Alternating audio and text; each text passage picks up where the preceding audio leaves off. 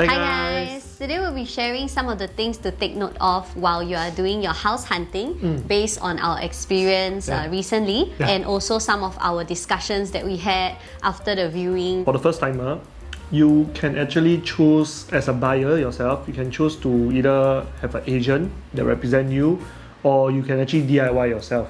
So for us, we have an agent. We actually send him a few of the condos that we kind of like.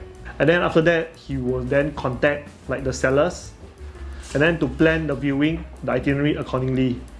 This way then, one whole day you can actually like view like 3 to 4 to 5 units at one go. If you were to DIY yourself, right, then you have to maybe either go to like Property Guru or 99Co, right, and then you have to contact the agent yourself, then to schedule a date and time, and then after that contact next one. So you might not be able to like visit all in one day because it's subjected to the sellers and the agents whether they are available or not. So one thing we realize is like it's very easy lah. Basically we tell him like, hey, this is what we want. We want to see this. And then after that, he will say, okay. Then after that, he will tell us. We meet at what time, and then after that, from there on, everything is his plan. Like, we don't know what's going on. We just know that we went to visit the units that we wanted to visit, but we didn't have to go through all the planning by ourselves. And I think one of the benefits is as we walk around the whole development, right, he was able to shed light on things to look out for in the property, in the amenities that we actually didn't really think of, and we didn't even take note of those things. I think you can take it for example, like it's like a guided tour versus if you DIY, right, you walk yourself. First timer, right, like we don't even know what to ask, like what to take note of until like he tells us like, actually you should take note of this, and this.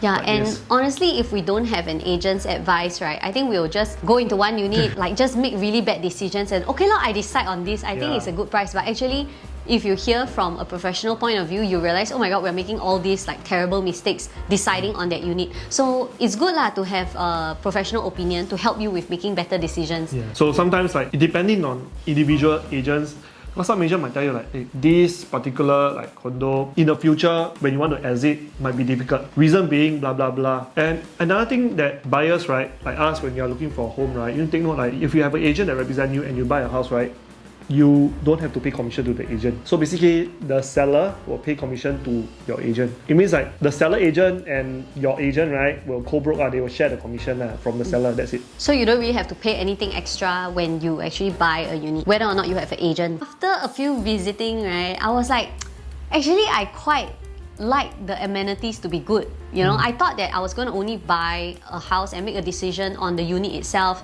regardless of amenities, regardless of location. But after that, when we went on the ground to go and see what is going on there, and we could really visualize, oh my god, it would be so nice actually if we live here and there's all these amenities that are super clean and well maintained and whatnot, compared to other developments where it's a bit older and then the swimming pool doesn't look so fantastic, doesn't look so inviting. Then some of the places, the amenities just felt like so meh and like, people pay like millions over for this. So initially I thought that amenities wasn't going to be a big part of our decision making, but now that we have seen it for ourselves, we're like, oh, people really living the good life here. You know, there's like teppanyaki grill, there is like karaoke room, some of the developments have like banquet room, meeting room and whatnot. We're like, wow, like very shook like that. And what we realize is, right, as a buyer, next time if you buy the house already, right, we really need to consider like the amenities nearby when we sell the house next time.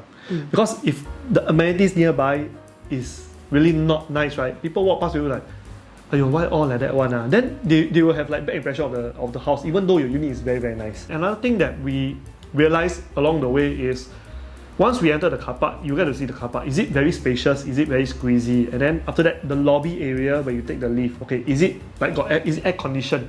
Correct? Does it smell nice? We went to some where the lobby was smelling like super like hotel like that. Yeah, then got some is like the very near the rubbish, the area that you can smell the kacau smell. Okay. After that, you take the lift already, you go out already, right? Your house corridor between you and the neighbor, is it very wide or is it very narrow? Now these things that for beginner you don't know. Until you go there and see, after you realize that, oh, next time I'm going to walk like that, right? Next time if I buy a lot of big things, right, how do I navigate and go into my home? Yeah, and then rubbish chute as well, inside or outside. After that, once you enter the house already, what our agent actually told us is you gotta take note of any leaking, any mold. Any carpentry that is inbuilt that is way too big, that if you move in, you don't like it, you're gonna have to spend a lot of money to tear it down. Yes. Yeah, so that would also be one of the factors that you would count into your cost lah. And then the facing as well. Until now, then we realized that okay, the best facing would be north and south facing. Okay. Not so hot. Yeah, why that? Because sun rise from the east and set on the west. So if your house is facing like especially your window or your balcony is facing like east west facing right, then the sun is going to like full blast at your face during a certain timing. So if you're at north and south facing, but a lot of Singapore homes right are on a north south facing. They already cater to this already lah. But some are still facing like east and west. So you gotta take note lah, because if it's very hot, you have to on aircon. And if you on aircon the whole day, then the bills is going to come. Actually, I thought we were very lucky because when we went to visit the units, right, it was like right smack in the afternoon. So I could get a full expectation of how hot the unit is going to be. Because if you go like maybe evening time or when it's raining, right, maybe you think, oh, feels very cooling and look so comfortable like that, right? Then in the end, when you move in, it's like bloody hot like oven like that, right? You'll regret it. So I think afternoon is a good timing to actually go and visit as many units as possible during the hottest time of the day. Yeah, some unit we go in already, we sweating already, we like. We know like not so very good. hot, really, really very hot. Because the sun is like at the balcony already, like the whole balcony is like sun. You like stand, you step, it's burning your feet. It's burning your feet lah. Then we think like maybe this is not a good idea, because like Singapore is a very like small country and the land is a bit scarce, Limited, right? yeah. Limited, right? So like the view and the facing is quite important for like people like, for example, for us lah, like we would prefer unblocked view. But unblocked view, right, means that either A, you're going to face highway definitely unblocked view, okay, or B, you're going to face an empty plot of land, okay, but then next time right, there's a chance that the land might build something and then cover your view, correct? Or C, you're going to live in a very ulu place and you face the forest. And then there is no transportation here and there, that kind of thing. So for people who don't drive, it's going to be very unappealing to them if in future you plan to sell. When we went to the units that were facing the highway, right, what we did was I used my hand to touch the balcony, use my feet, rub on the floor a bit to see whether or not it's very dusty, because then that would be part of our maintenance in future if we're cleaning it on our own lah. And also the sound the sound. There's a big difference when you see a unit that is pool facing. You can hear the water sound, but it's quite okay water sound.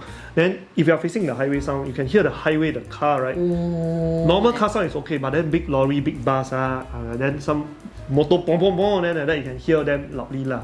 Yeah, so this is something that you need to take note of if you want an unblocked view, but you want it to be at a good location. That means it's going to face highway more or less. Yeah, I think one of the things that surprised me was a lot of homeowners actually prefer the pool view, right? Our agent shared with us, because pool view feels like resort, which I think is true. If the swimming pool is nice enough, right, you look down and it's like, wow, macam like Phuket, the resort like that, yeah, right? But one thing you take note is if you are having pool view, okay, definitely opposite you is going to be your neighbor, right? They're having pool view as well. So at times you all can see each other, like you all know what each other doing. So this is something that you might want to consider next time. Some developments, the neighbors are very close to each other, but some that we went to see, right, the neighbors, the blocks are actually built like slanted, so you don't straight up like staring at your neighbor's house like that lah. So those kind would be better, and some actually more thoughtful. They put the buildings further apart from each other. Yeah, so I think that is maybe a better choice for people who like more privacy. To share with you a little bit, like this home that we have is, we got to buy it hastily, number one. Number two is we didn't have much budget. So whatever is in the market is what we get really. And then we actually didn't consider much and we just bought it. This is like our second home viewing and then we bought it already. Yeah. Correct? We didn't think much. Yeah, and then like the next purchase that you have, like if you are home upgraders or you plan to like move to a bigger, or maybe you upgrade lah, okay? A lot of things to consider actually, because you are spending like not just like few hundred K now, you are spending like maybe 1 million plus. Yeah, it's like a big purchase, one of the biggest ticket purchase item that you're going to have in your life. I was telling you we better think properly. Imagine you buy a 1-point-something million, right? And then we live there and we don't really like the amenities or don't really like the unit. We'll live every day like, oh, sin, like that, you know? That feeling where you buy something super, super expensive. Then you regret after that, yeah. then it's like, oh no. So we better really think properly. Yeah, and also the other thing that we noticed that like, it's good to have as a husband and wife, as a couple, right? You all discuss properly like what you actually want in your home.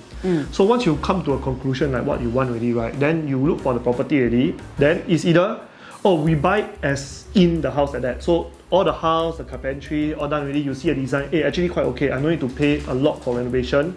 Okay, then I plan to, you can just buy it like this. Or B, if you plan to have like, oh, we have a lot of cats, we need to customize things a bit here and there, a bit here and there, we need to hack down the wall, make it bigger. Yeah, if things like that, right, it might be a better choice to look for a unit that is bare. Or else, right, you're going to spend money to hack away the carpentry that was left over by the previous seller. Then you're spending money on that. Then number two, you got to overhaul the whole place. Then your renovation is going to be...